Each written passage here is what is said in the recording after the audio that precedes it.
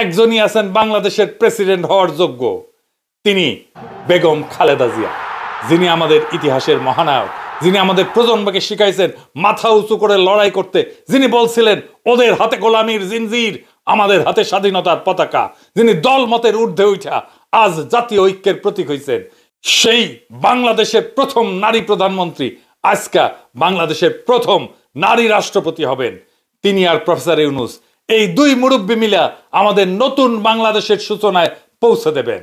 খালেদা জিয়া বাংলাদেশকে শুধু দিয়েই গেছেন, আমরা ওনাকে কিছুই দিতে পারি নাই। বাংলাদেশ উনাকে রাষ্ট্রপতি বানায় নিজে সম্মানিত হতে চায়। বাংলাদেশের ইতিহাসে এমন দুই নেতার অভূতপূর্ব অভিভাবকত্ব আমরা আর কোনোদিন পাবো না। আমরা এই সুযোগ হারাইতে চাই না। আমরা বেগম খালেদা জিয়ার অধীনে নির্বাচন করতে চাই। আমাদের সংসদ সদস্যরা বেগম খালেদা জিয়ার কাছে শপথ পড়ুক, এইটা আমরা চাই, আমরা সেটা দেখতে চাই। ওই শপথের মূল্য অনেক। ওনারা অভিভাবকত্বে থাকলে নির্বাচন এর চাইতে ভালো আর কখনো হবে না। কোনো পুলিশ মিলিটারি লাগবে না, এমনি এমনি শান্তিপূর্ণ এবং উৎসব মুখর নির্বাচন হবে, লিখে রাখতে পারেন। এইবার প্রশ্ন, বিএনপির কি হবে? উনি তো চেয়ারপারসন বিএনপির। ন্যাচারালি বিএনপির দলীয় পদে বেগম খালেদা জিয়া থাকতে পারবেন না।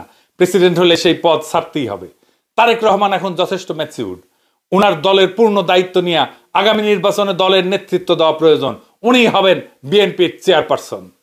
আমাদের দেশের যত শঙ্কা সব কেটে যাবে বেগম খালেদা জিয়া যদি প্রেসিডেন্ট হন। খালেদা জিয়া মাথার উপরে আছেন, এটাই আমাদের বড় আশা, বড় ভরসার জায়গা। এটাই বাংলাদেশের নিরাপত্তা। উনি আমাদের আয়ু নিয়ে বেঁচে থাকুন, যতদিন আমাদের মধ্যে আছেন তিনি মহামান্য রাষ্ট্রপতি হিসেবেই থাকবেন। আর এই কাজ করতে হবে আগামী 5ই আগস্টের আগেই।